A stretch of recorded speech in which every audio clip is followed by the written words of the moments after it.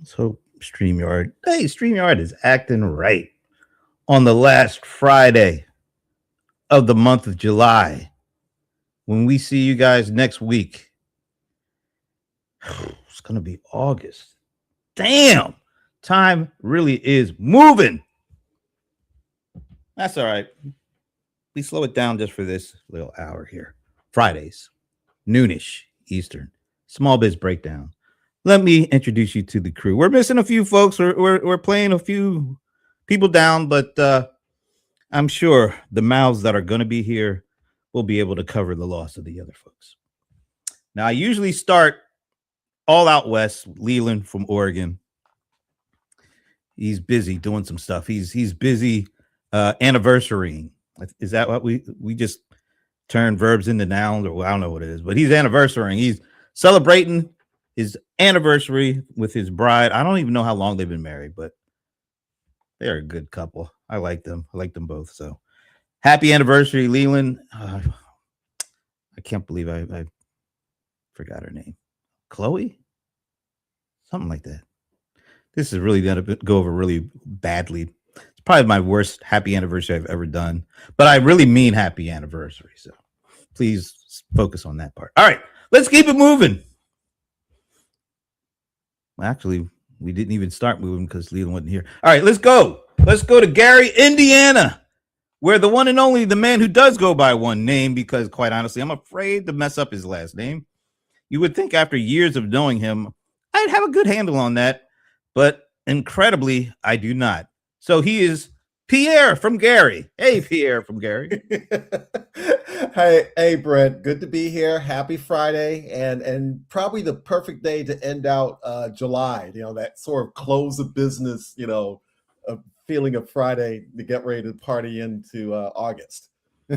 So you're gonna be partying starting tomorrow? All August? Yeah. Pretty much. That's good. All right, we need a little partying. Believe me, we really do. All right. Let's keep it moving to our nation's capital, where I haven't been able to say that for a little while. But guess what? The smile is still there. It's been months, it feels like, but the smile is still there. And boy, do we need some smiles coming out of the nation's capital. That's why we're glad to have Shashi back. Shashi Bellamkonda. Hey, Shashi. Hey, everybody. Hey, Brent. Hey, Pierre. Glad to be back. I really missed being on the show. And the show missed you too. So thank you for being back. Thank you. Speaking of being back, 2 Fridays in a row. The man is usually gone, speaking, doing genius stuff, but he's here for the second week in a row from the capital of something. Maybe he can let us know what that is, because quite honestly, I forgot that too. I'm not good with names and I'm not good with capitals, but I'm good with Ramon Ray joining us again 2 weeks in a row. Hey, Ramon. What's up, Brent? Always good to be here. Vacation capital of the world, New Jersey. Shashi, Pierre, good to see you all, and glad to be here on another Small Biz Rundown. And Brent, thanks for hosting it. And we've done it for several months now. I don't know how long it's been, but it's a good show, a lot of fun, and hopefully, since Shashi and Pierre are here, some insight. So thanks for having me. Damn. Okay. That's a nice opening statement. I don't know how the gentleman that's coming up next will take that, since he thinks he's insightful and all that. Especially when you look at the shirts he wears. It's the one and only, the cold one, the bold one, the senior citizen almost. John Colder. Oh, I'm definitely a senior citizen. I want the discount, get out of my seat, all of the things. That's my parking spot, all of it. It's amazing how we're very different people are similar. I think you are similar to my daughter, John. I don't know exactly, but she's like the disc. She called me yesterday, John. Dad, what's your AAA number? I get a free passport or free something if I have your number. Like, I'm thinking it's like $100, John. Like, she's getting $500. I'm like, oh, because something happened. I'm like, what's the cost? $20. You called me on the phone to save 20? She said, yeah. Go ahead, Brent. Heck yeah. Well, as John's shirt says, you should have listened to her. She is a black woman. So. Just thought I'd tie that all together. All right. We're missing, as I mentioned, Leland from Oregon. He's doing his anniversary thing, which is great. Is his wife's name Chloe? Does anybody know? It seems like her name is Chloe. I'll ask him the next time I see him. Hey, what's your wife's name? I Anyway, call her Mrs. Leland. So Mrs. There you Leland. go. Mrs. Leland from Oregon. All right. Well, happy anniversary to them. And unfortunately, we are also down Madam Mike Drop herself, even a Taylor. So we will carry on in their name. Almost felt like I needed to say take a moment of silence, but it ain't like that. No, Yeah, I- I mean, come on. They'll be back. I wanted to weigh in on the senior citizen thing. Like, I drove across the U.S. and I went into the small coffee shop somewhere in Kansas. Without batting an eyelid, I got the senior citizen discount. No showing a card, nothing. Said, welcome. Your coffee only costs 65 cents. Hey, I would have taken it. I would have Yeah. said anything. I just say thank you and give me my 65-cent cup of coffee. I mean, you've never had somebody offer you a senior discount? Not yet, but I mean, as looking forward old to as you look, that's kind of crazy.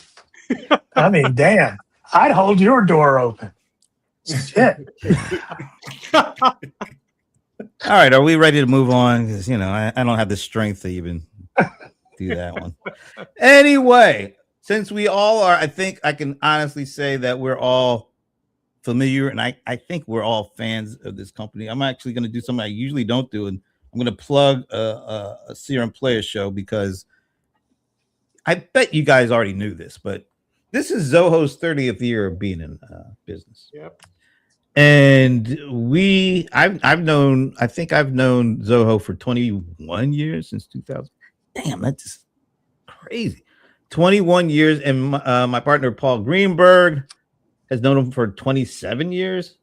But anyway, what's great about Zoho and why we wanted to acknowledge / celebrate them being in business for 30 years is because, quite honestly, a lot of the folks that I knew back then are still there.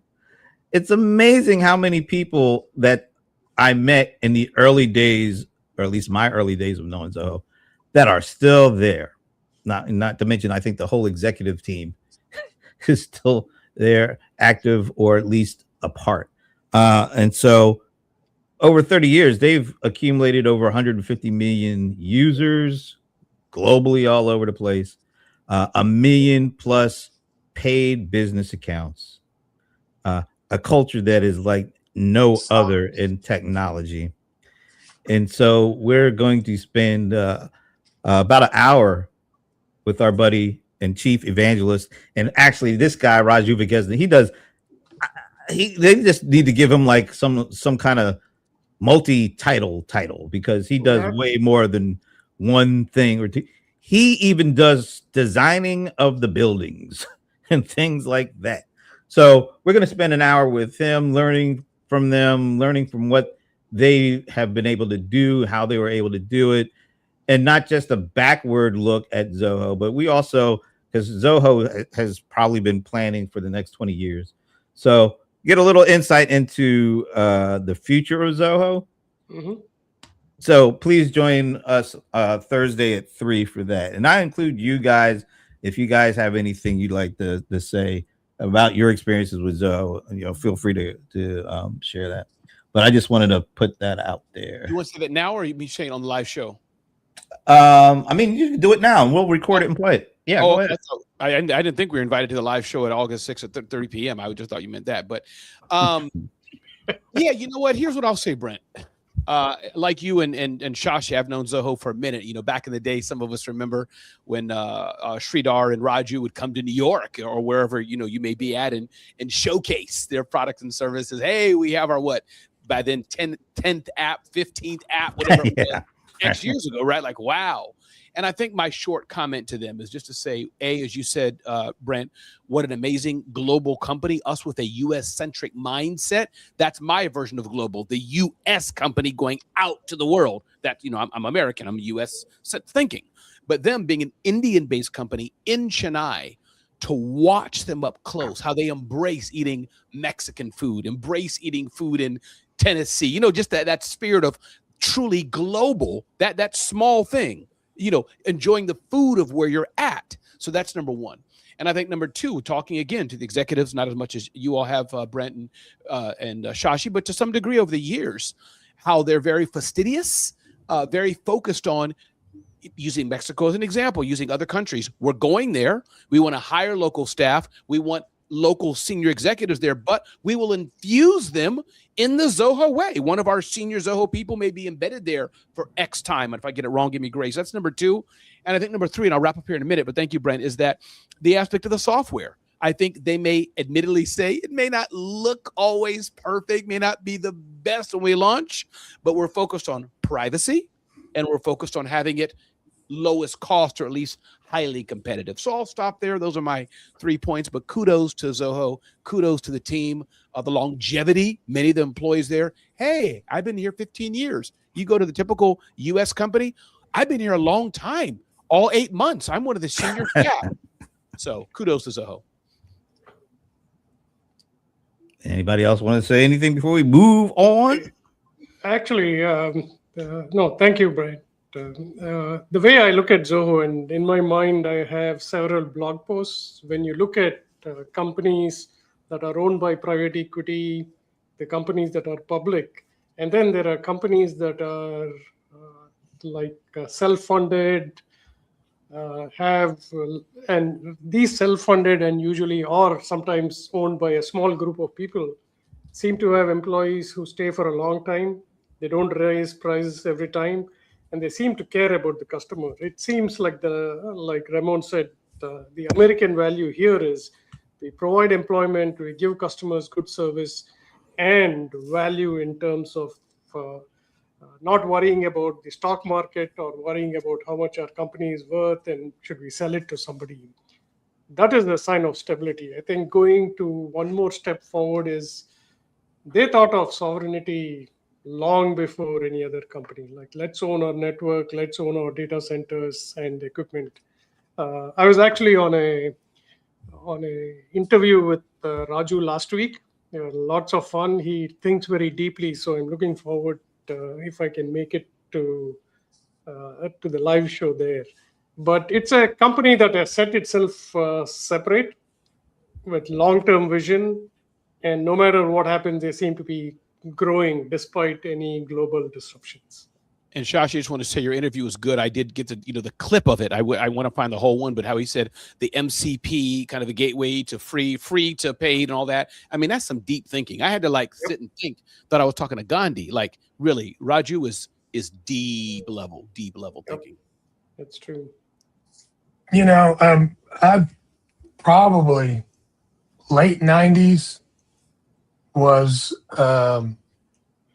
looking for a solution, didn't want to pay Microsoft, and came across Zoho very early in their, development. But it was definitely one of the leaders in bringing this new kind of term of freemium to the market. I hadn't really, there were very few that were doing that at that time. It turned into a good business model for a lot of businesses. But to be able to have top tier level, a suite of tools that actually worked, that had support, it was a game changer for a small business like mine.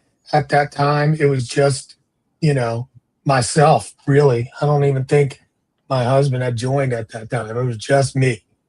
And I could not afford to support, another Microsoft seat. And, and that was the time that you didn't even have a suite of tools with Microsoft. You had to buy each of them individually, Damn, So- you're old. Yeah, I realize. Yeah, you're that old. we already established that. Yeah, forgot that. And I'm sure you remember No. because you were right there, Daddy. So, it's just amazing. Nowadays, the word is unk. Yeah, exact. Just completely off the rails here. But okay, let's go. Keep it moving. But yeah, just it's amazing that here we are 30 years later, surviving, striving, and doing great things. Congratulations. Pierre, you want to say anything, or have we said enough? I'll say this real quickly because I haven't had experience with Zoho as the others have had. Everyone said some great things here. I think it's also a reminder of we always hear about new tech, new tools all the time. But I think one of the things that Zoho is reminding us is that, when you find a market and you focus on really good fundamentals, which Ramon had brought up, the idea of focusing on privacy and focusing on quality. Those are the things that keep you in the game for longevity. And those are the things that business owners are attracted to the most. And I think they've been able to have that good combination and hold that for a long time. I'll say this, even they really have had that for a long time. So there you go. I almost feel like since Shashi brought up the term "unk," I feel like we just did what the kids might say, glazing. But it's okay. I think it's okay. So once again, that's next Thursday at 3 p.m. Eastern, and you'll be hearing directly from Zoho. One of the Raju was great, and as he said, he's a deep thinker, and he's thought about things, and he's going to share some of that and how it all fits into the whole Zoho story. So, all right, commercial over. All right. So as I usually do, kind of a little bit of a move away from the traditional, but it has been a week, and man, what a week it has been. Lots of stuff. We got some rather disappointing economic news in terms of how the economy is growing or lack thereof. We seem to be even more in a war now. There's more stuff going on. And that's just the top of the kind of, and there's a lot of earnings, which I think we're going to talk about a little bit. So with all that said, who wants to share how they think this week has been for them and for maybe generally speaking, who wants to take a shot first?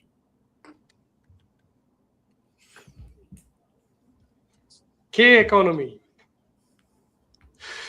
I was just like, this is continuously repeated, right? Like the people who own stocks, have good salaries, doing extremely well. The rest of the country, extremely high credit card debt. They're not stopping things that they like. For example, I was actually listening to a show where organic sales are actually going up despite them being very expensive. And people are paying credit card debt is very high. It's like becoming a wider gap in the country, and especially with gas going up, which means that whatever they would have saved otherwise for spending on things they like, now they're spending on gas. Something needs to happen to bring everything back and balance it, in my opinion. Shashi, who do you want to go next? Okay, John. Oh no, don't call on me. Oh my gosh. I mean, it smells like poop, So we are in the pooper. I'm trying not to say the word shit. Please. Yes, but I'm trying not to. Yeah, you just said. But everything is going to absolute crap. And the problem is most of us, don't have a world view. We have a view as if it's, left and right. And it's really not about whether it's left or right. Honestly, it's about a world view. And if you take into account what the world is talking about and, spend just a little bit of time reading some other publications, watching other news, you get a much better perspective for you to create your own independent thought. That's what independent thought is really about. Independent thought is about taking in a whole lot and then creating your own, and that's one thing that I've always done. And now it's just really because of my parents more than anything.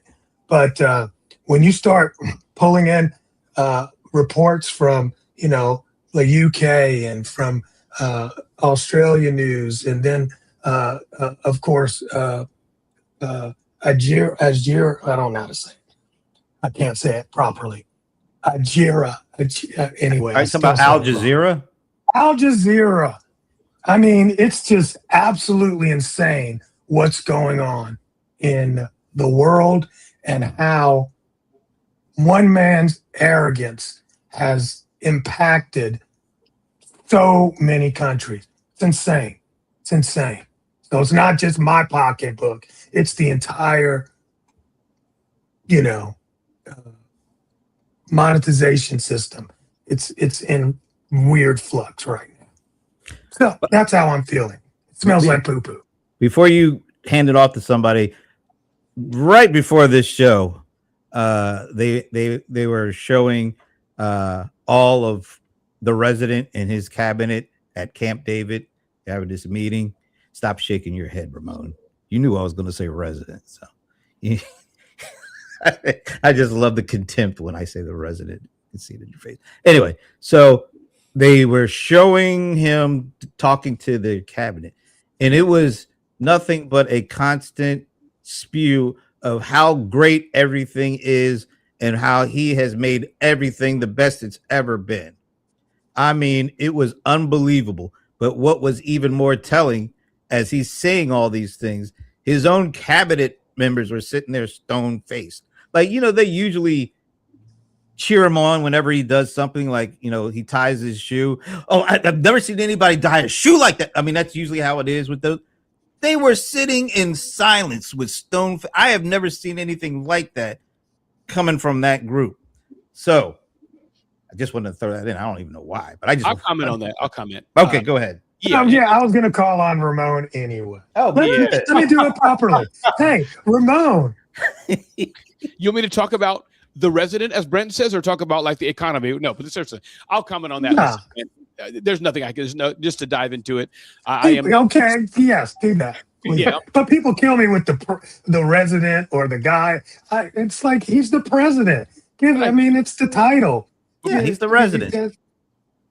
All right, sorry. Go ahead. Anyway, go ahead. Stage is yours. I am we don't talk about politics so much on the show, too much. We don't lean, but I'm more conservative leaning, just to get, I don't mind saying that, give my comments. But here's the thing. You're right, Brent. You're exactly right. And it's interesting. I could go deeper on it, but I think it's, anytime you're in a meeting and where you feel you have to fawn, it's no good. Anytime then you're sitting stone-faced, and I've done this, right? I don't know if y'all been in leadership positions. Let's say it's me and John and Brent. Brent saying something I don't agree with, I don't like, but I'm on his team. I'm public. He's the boss. Am I right, John? There's nothing else to do. You can't go like this. Yeah. Oh, amen, Brent. That was good. You can't do that because you're not with it. And you can't go like this because you on the team, you in the company, he's the boss. So pretty much all you can do is that's meaning forget leaving and all this, but talking about when you're there and that's what you're going to do. You're supporting the administration. So Brent, you're right. I mean that's and it's a telling sign. So I'll just say that. But talk about the economy and all that. Listen, my own little small business, building a $500,000, $1-2 million business, trying to move in that realm. It's not easy. I'm in a season of figuring stuff out, building things. I'm blessed that I have opportunity, blessed that I have deals in the process, blessed that, I'm happy with that, blessed that like all of us here, we're smart, we're well-connected people, but I'm figuring it out. I'm 53 years old. That is of age. People could say, oh, Ramon, you're young and all this, but that's, come on, anybody over 50, it's a season we're all thinking in 50s and 60s. So, but overall, I think for the small business market, speaking for Ivana, because I'm the only one who can speak for her, I think small businesses, we continue to be optimistic and grow as best we can. Back to you, Brent. I didn't know that you were the official spokesman for the Madam Mic Drop, but okay. Yeah. Shashi, I think you're up, right?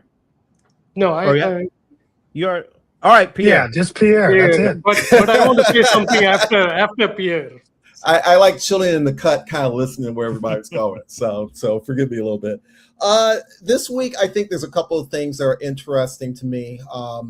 Stock market wise, Apple, the fact that they seem to be doing well with some of their devices, but their services are down. I think that sort of mix. I think we're going to see more of that type of performance from different companies from bit to bit. And I thought I saw something on Amazon saying that they did very well with their cloud services. Correct me if I'm wrong. I might be. We'll be talking a little bit about that. Okay. Later. Yeah. But I think for small businesses and stuff, I think, like Ramon had mentioned, I'm still optimistic. I think a lot of people are optimistic. I think it was Entrepreneur that mentioned that I think we have the highest number of entrepreneurs starting out this year than what we've had in, I think, since at least since the pandemic. And I think that sort of enthusiasm is important.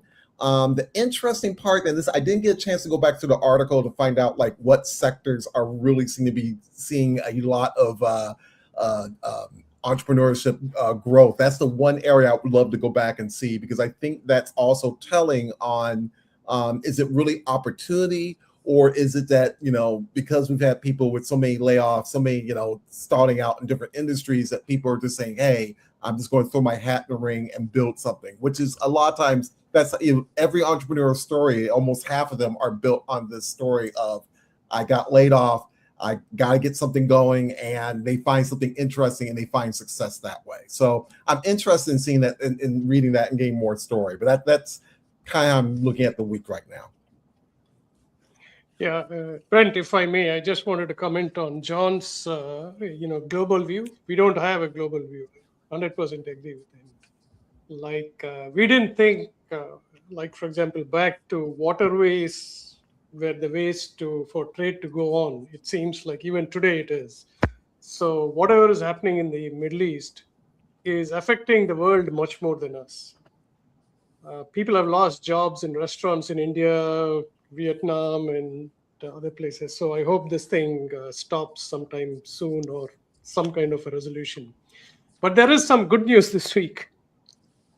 This is bipartisan. Everybody in the world will agree is the Dulles airport is going to be modernized.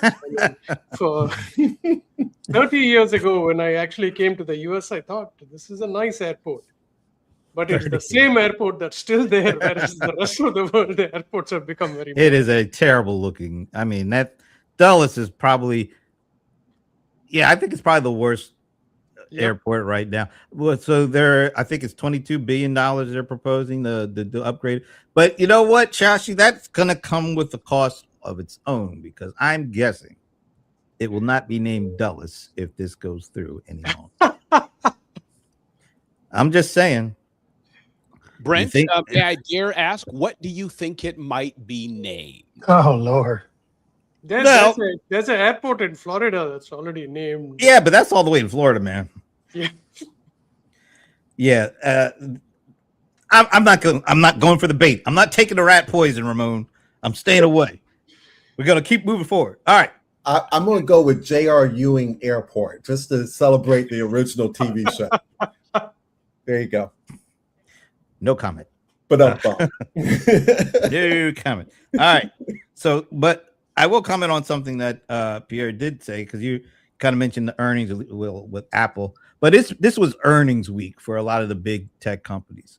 And Wednesday after the close, two big ones, Meta and Microsoft. Mm-hmm. All right. I think I have some visual aids here, and I want to kind of share what I'm thinking around this stuff. All right, so Microsoft blew it out of the water. First quarter they had for $90 billion in one quarter, $90 billion in revenue in one quarter, and I think the estimate, they blew out the estimate that I think it was around 87. So they topped by $3 billion, and that's just a quarter. Earnings way over expectations. Yeah. Boom. You're right, Dr. Will. You can say it was a boom. And the biggest thing, I think, was that Azure now on its own is $100 billion a year business. Just one segment grew over 30% year over year. And this is something that it's not a new business. It's not something that, it's doubling or it's tripling because it's, you're going from 1 million to 5 billion. No, $100 billion business. So I asked Gemini, and the stock price was just going crazy. So I asked Gemini, why is the stock price for Microsoft going up so much? Because usually last time they had a great quarter, it tanked. One of the things that it named was they have found a way to control AI capex concerns. Unlike recent market jitters over cash burn at other major techs, Microsoft reassured investors that its heavy AI capital expenditures are directly driving high margin revenue without pushing the company into negative free cash flow. Let me show you I think there's an image I had with this. Let me see. Come on, here we go. So this is something Gemini put together for me because I wanted to see why they were able to do what they did. How many of you use Copilot? I don't use Microsoft Copilot, but apparently 30 million paid users of Copilot, which I would have, that blew me away. And as it says, direct enterprise monetization through Copilot. Azure, I already mentioned, is over 100 billion. So although they're spending billions upon billions of dollars on AI, they're showing that they're already getting a payoff from this. And they're not burning into their free cash flow while doing it. So yesterday, Microsoft had the biggest one-day rise in their overall market cap. Anybody want to take a guess as to how much that was? Shashi, I bet you already know, but we'll see. How much did their market cap it grew? Is that the question? Just one day, just yesterday. How much did it go up compared to the day before? Ooh. Overall market cap number, not necessarily percentage, but dollars. 400 billion. All right, anybody want to take another guess? I also want to weigh in on what the question that you asked about Copilot, but let's take everybody's guess. And thank you for joining Blondie and Dr. Will Moreland. Oh, yes. I didn't get a chance to say that. Yes. I mentioned the boom from Dr. Will because I just like saying boom. But yes, Leslie. Hey, Leslie. Thank you. And apparently my play cousin, maybe real cousin. I don't know. I still haven't figured that one out, but we're glad that you're here. No other guesses. $400 billion in one day is pretty huge. I'll tell you. I'm going to say 32 billion, but I'm not sure about what their market cap is, so I might be off entirely. I thought their market cap was like, aren't they in the $1 trillion sector getting there? Maybe I don't understand the word market cap. I thought that was closing in on $3 trillion market cap. I thought that was Okay, but I got another comment, Brent, when you're ready. I got another comment. I'm waiting for the bold one to give a bold Oh, one. I have no idea, man. This doesn't.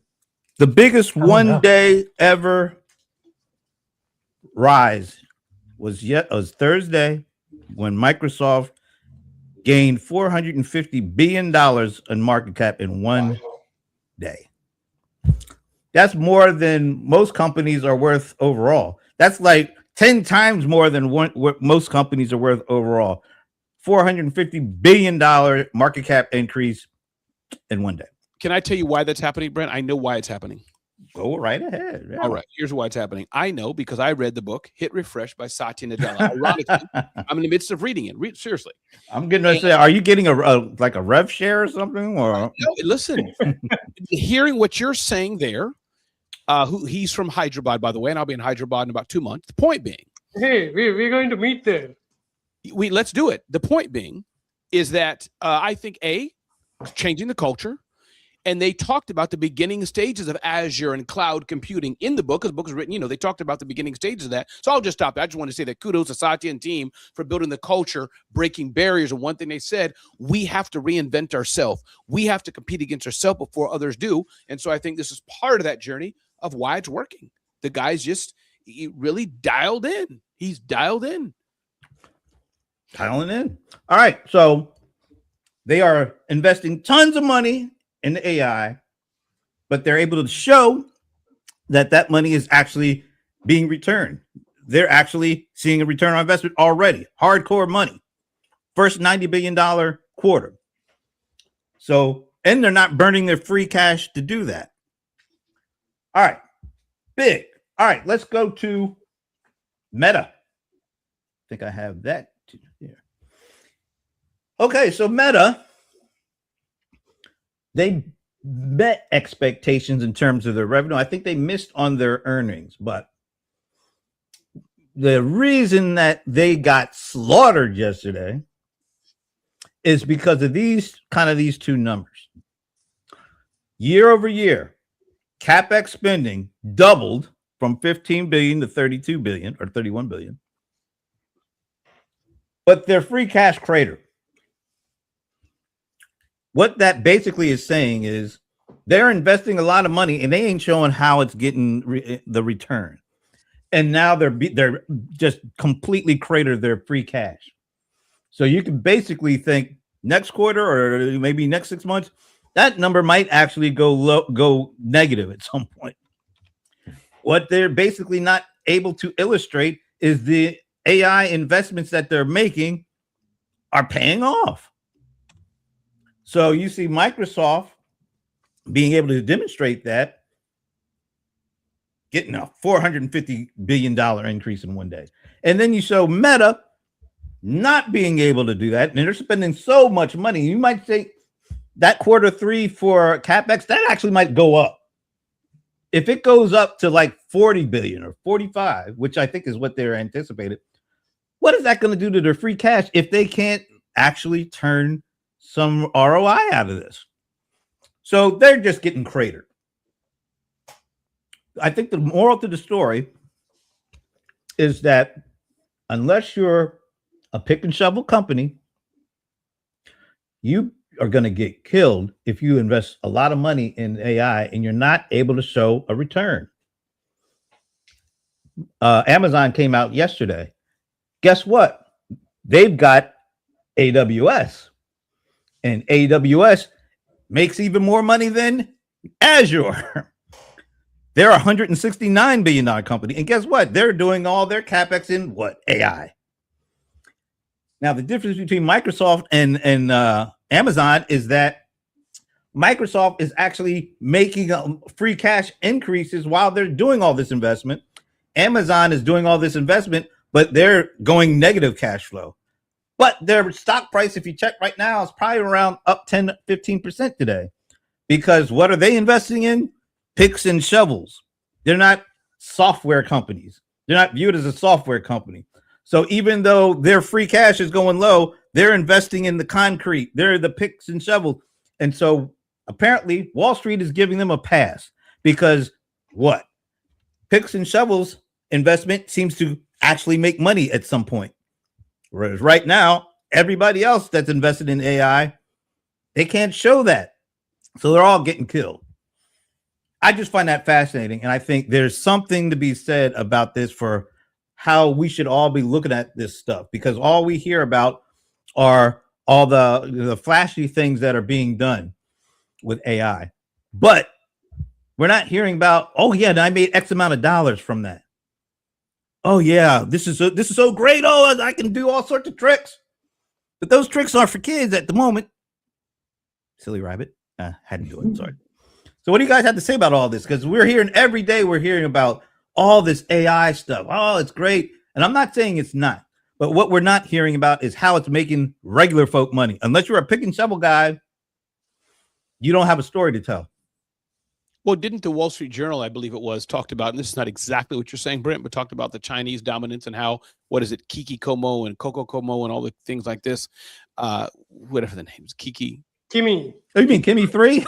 Kimi 3. Yeah, I wasn't even looking at it until I heard about in Wall Street Journal podcast where, you know, that even pricing is being upended. I just saw something where OpenAI lowered its prices. I don't know if it was to me or it was something I saw. So I don't know if that's exactly what you're saying, Brent, but I think that yes, AI, there was a rise. It's amazing how fast this stuff goes. Usually you talk about it in years and years, but it seems like, oh, AI, which is still great. Kudos to you, John, for teaching, and I follow the teachings you're giving. But yeah, absolutely. I think as far as the other things we're seeing, I don't know, man. It's getting to be a commodity. And actually, going back to John again, he said there's a time where, you know, the Kim Kardashians, oh wow, we were wow at her, you know, all the stuff she was doing, whatever. But now everybody does it, eyelashes and booty and all that stuff. So I don't know if it's tracking that, but that's what I think.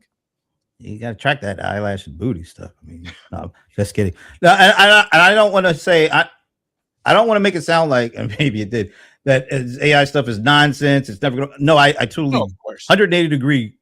Not saying that. What I'm saying is, people have not been getting the full story, or at least real expectations for this stuff.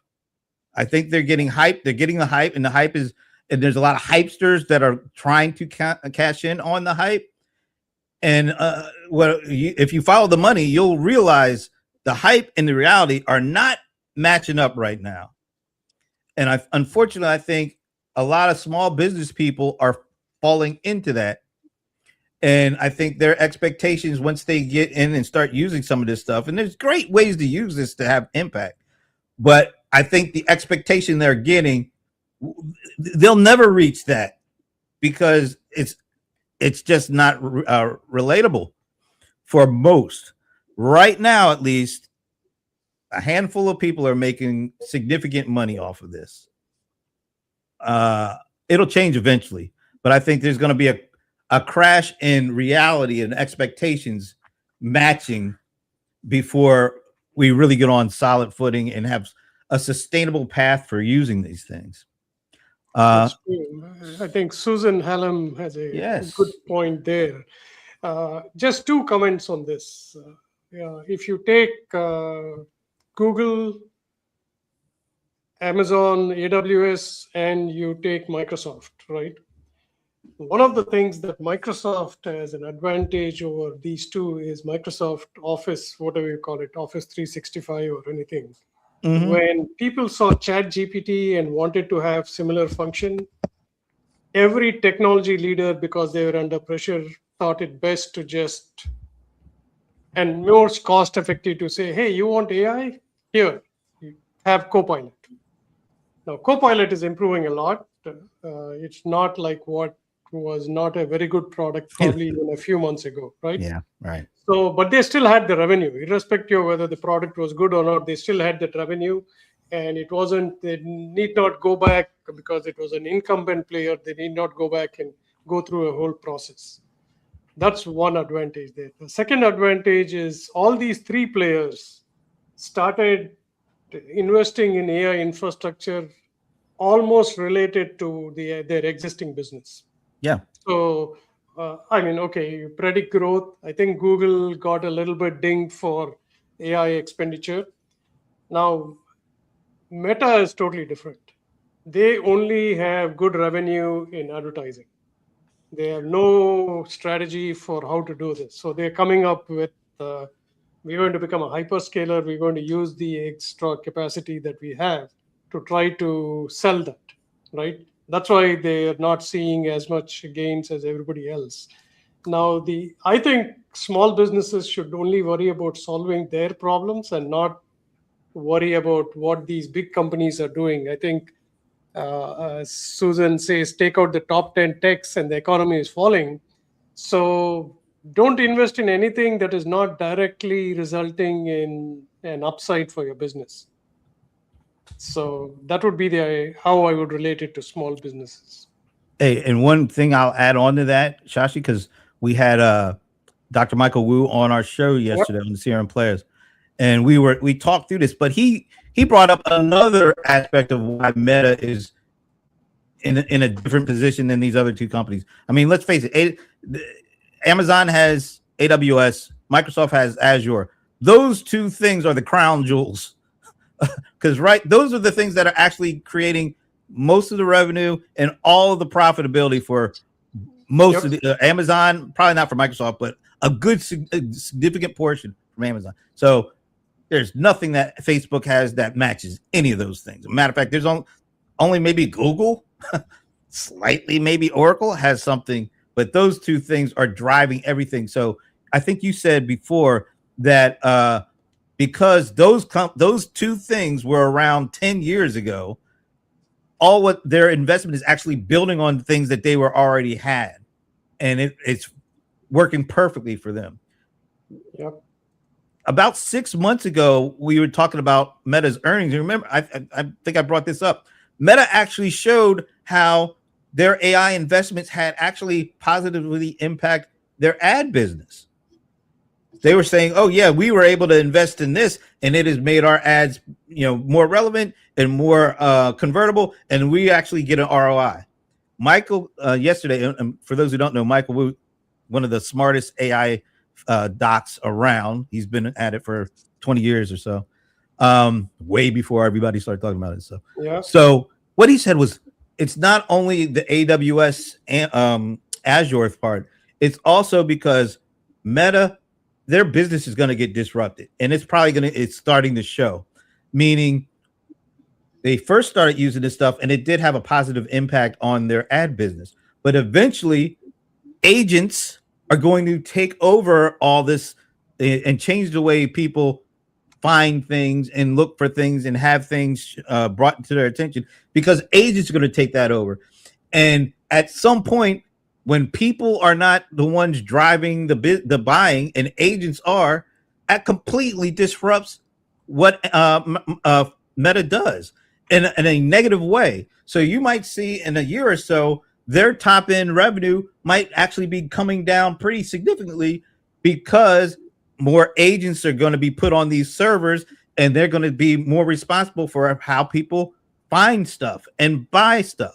Clarify that, Brent. You said that the AI, I mean, who's going to take over what Meta's doing? You said what Meta's doing, or did you misspeak? No, Meta. But Meta's like social media. We chat with our family, ha ha ha, kitty videos and all that. 98% of their business is ad revenue. Oh, sure. I understand that. Oh, agents are going to take over how that stuff is done. Oh, we'll still be doing it, but you mean we'll still be doing it on Meta, but it won't be humans, and agents don't care about the ads, you're saying? They don't weigh things the way agents are going to be using algorithms. We use emotion and passion, and this is great.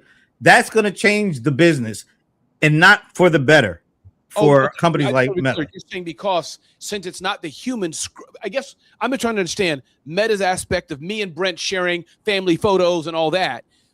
Where's that go? You're saying, because isn't that that's getting the human eyeball to sell the ads? I just want to be clear. I'm just trying to understand. Humans look at things differently than algorithms, and we look at things with a little emotion, a little passion, a little we trust our friends and family. Agents don't do that. Brent, agents, though, the agents are going to be using Meta, or the agents are going to be using shopping other terms. Agents are going to be responsible. I was going to add, the agents are also part of that. When you think of search, whether it's on a social media platform or whether it's online, we've always thought about it as people.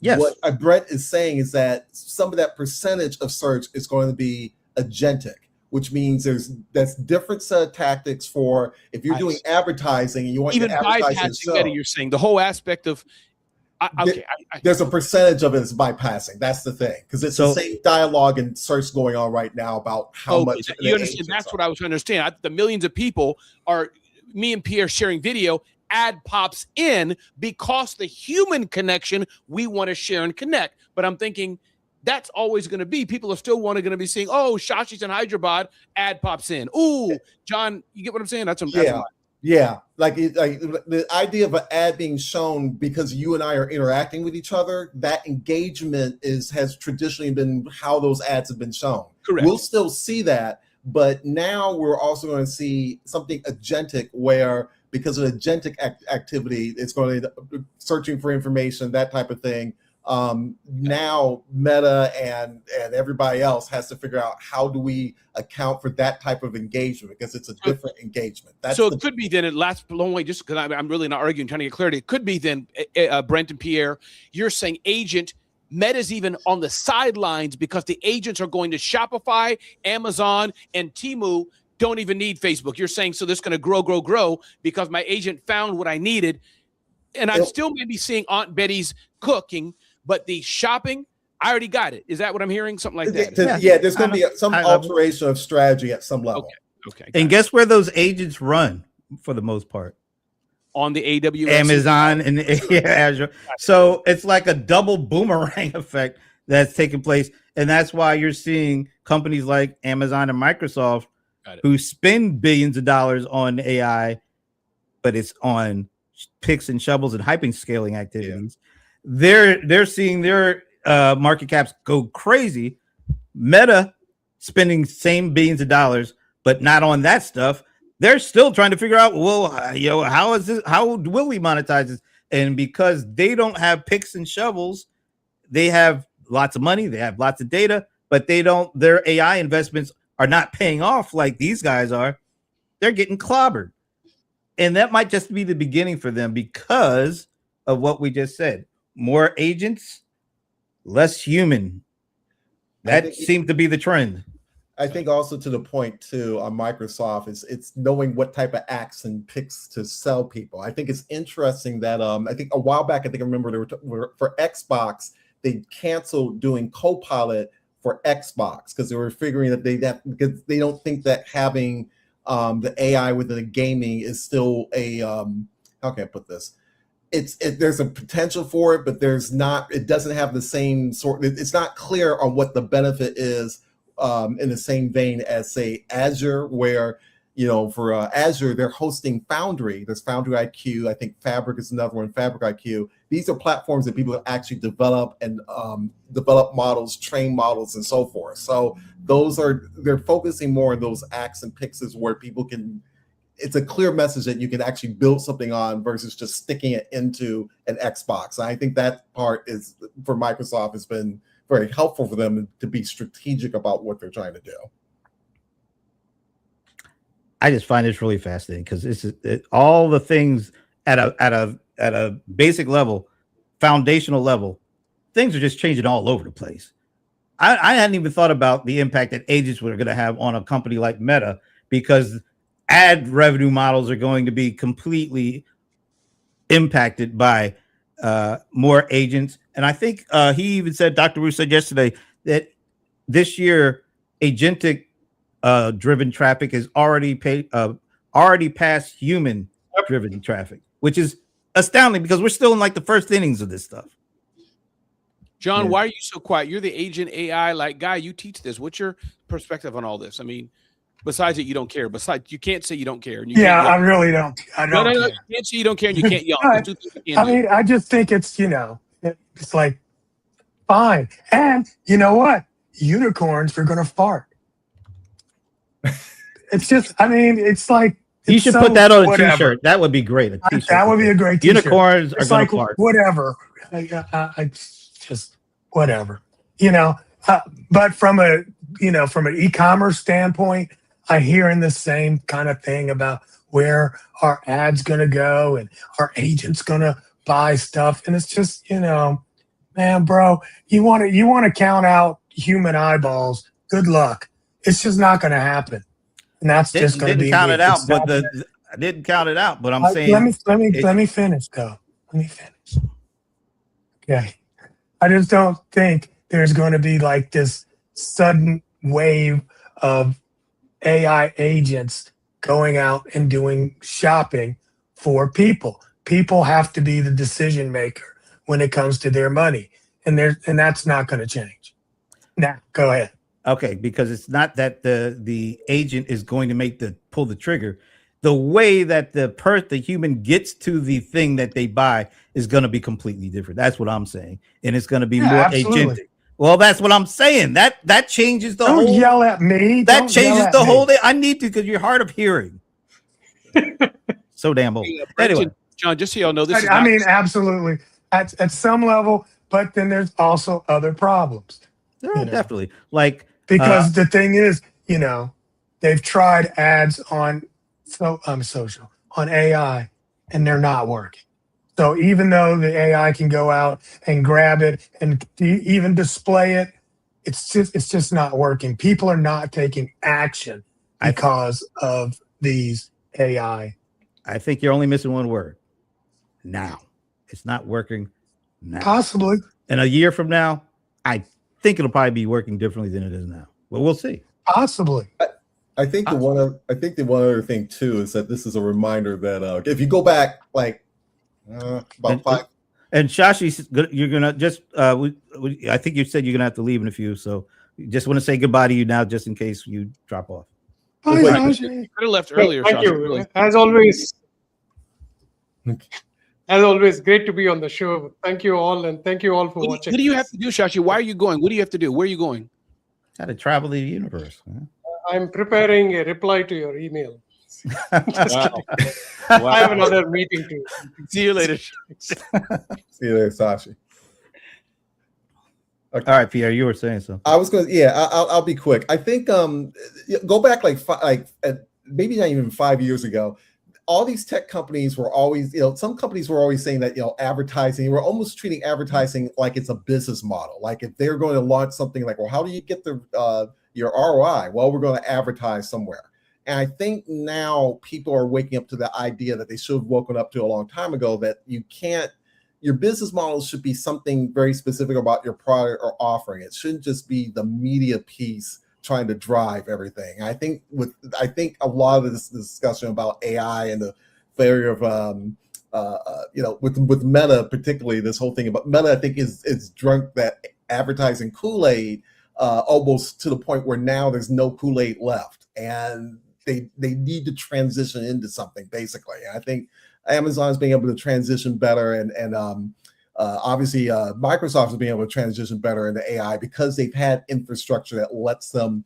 It makes a very clear message about that axe and pick being sold. Whereas with Meta, it's more of we're going to figure out how to fit AI in, and that part I don't think it appeals to investors, but it also means that it's an indictment on their strategy right now as well. So. Yeah, those are all good points. I think the bottom line is right now, at least, pick and shovel hyperscalers, they can show that their billions of dollars of investment are paying off. Everybody else, for the most part, this is just a general statement, but everybody else who is putting in billions of dollars in AI investment and they're not a hyperscaler and not a pick and shovel, they're getting killed because nobody knows when they're going to actually see a return on this investment. That's very general, high level view of this. But I think, sorry, didn't even say it well, Brent, though. Didn't she say that all this may be for naught because it's all going to be on the chip or making better chips? We addressed that last week when she said maybe we won't need all these big infrastructure systems, CapEx and pick and shovel going X years ahead. Again, but as John said, who knows really how it'll be? But that's what Ivana came out with. I think you agreed with her. Said we may not need big infrastructure to run LLMs. I don't know. Maybe that's I think because, and the other company that makes an entry in this, Apple, we're going to see a lot more localized AI processing and power usage at some point, either through phones or through like the Mac Studio stuff. So that's where Apple comes in. And that might alleviate some of the need for these huge, humongous data centers, but there's always going to be huge data centers in the mix. But I think localized AI processing will alleviate some of the need for the stuff that everybody's thinking about now. I think eventually more localized AI processing, we don't have to go up to here with the data centers. We can maybe go here and have everything else distributed a little bit more thoroughly throughout. That's to be determined. But one thing just quickly we should touch on.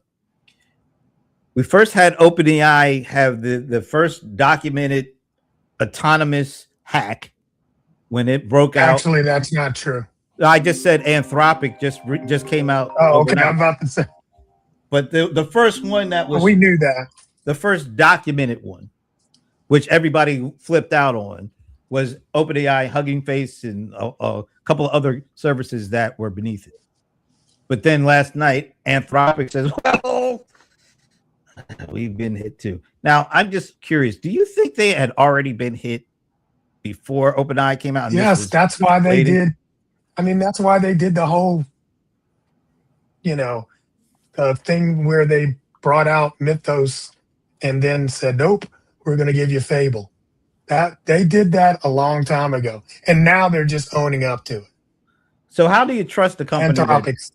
How do you trust the company? Because I have a lot of people are huge Claude fans or Anthropic fans, but when they pull something like that, how do you trust them going forward?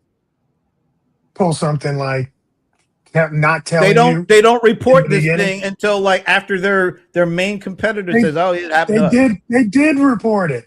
That's why they came out with. They put a whole layer on top and said, we're going to give it to you guys first because we were testing this.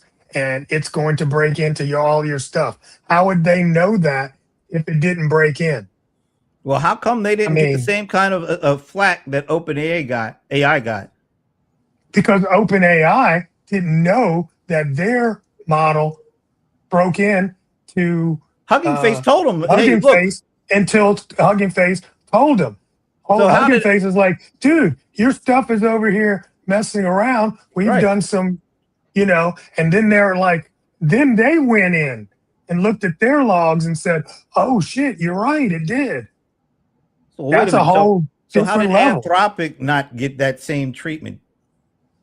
How did they? Because how- Anthropic went to all of the big players and said, we're about to release something that can actually break into your stuff. So they gave it to them first and they were testing it. So now that they're saying it, and I don't know why people aren't drawing a straight line to it. It's like, oh, obviously they already knew that. That's why they brought out the Mythos and then said, we're going to slow it down and let you guys play with it first. Yeah, I'm not buying their story. It feels like there's something, and Ramon is looking completely ignored because this is something that he's not interested. Let me tell you, over your head. But are you using Claude? Are you using OpenAI? Don't you want to know when stuff like that happens to things that you're using? I just trust the companies, Brent. It's like the banking talking about. Yeah, I mean, it's, Oh my gosh. it's above our pay grade. What am I going to do? So, Bank of America's hacked. I'm going to close my bank account. TD Bank is hacked. Close my bank account. ShopRite says there's lemongrass poison in the zucchini. I'm going to stop. There's nothing any of us can do about it at this level. Can I answer that just for, Please do. quick? Bank of America and the whole banking industry and institutions been around for hundreds of years. ChatGPT Doesn't mean they can't be hacked. No, but ChatGPT. No, that's not what I'm saying. ChatGPT and all this stuff has literally been around for less than 4 years. Brent, I would not say trust, but I would think the banking institution, as established as it is, will have certain checks and balances in place that these companies are fighting not to put in place. I don't trust them at all. I think I don't trust I them think a bit. they've been fighting to try to figure it out, but there's a whole lot of a whole lot of things going on. There's Like, nothing okay, well, we can have trusted ones on this side. Yeah, I don't trust and then any of them. China has untrusted ones. You shouldn't trust any of them. I don't think you They trust don't any of them. They don't trust them. But at least there That's are. the key. They don't trust them. Yeah, They're but not coming up and saying, hey, Excuse me. That's we what I'm- trust our own. What I'm saying is there are regulations and laws in place for the financial stuff where there's absolutely nothing. It's like the wild, wild west when it comes to all this stuff. There's nothing. Okay, we can it's do about 3 it. years old. There's It's still nothing. pooping in its pants. I can't. Go ahead, There's Ramon. nothing we can do about it. Is my point. That's why I was dozing when you and John were talking about this. There's nothing we can do about it. It doesn't matter. Wow. Well, I don't know. When potentially you do you something, can call for it. Damn, we just cutting each other all off, aren't we? I was gonna say, Brett, John, what were you saying? John? Pierre is that was so good. The way that was good. I have to admit that one got me. All right, I'm done. We're like, we're at 103. I'm done. It's Friday afternoon, ready to go. Any last we're thoughts? gonna pick this up later. Any last thoughts before we head out? It's Spider-Man Day. What the hell does that Oh mean? wow! The What is movie that? comes out Spider-Man today. movie. Oh, wow. There you go. I Are you got gonna my go I, ticket. I was saving that little golden nugget, but yeah. Wait a minute. thanks. Are you a huge Spider-Man guy? I love watching Marvel movies, so I haven't gone yet. I Okay, checked out who's that your last favorite time. character then? Who's your big? To be honest with you, I Doctor like how Strange. they've done Captain America with both Steve Rogers, and I love the Falcon and the Winter Soldier because yeah. I feel like I love some of the subtext that they put together with the Flag Smashers and with the idea of I can't Look think at Ramon.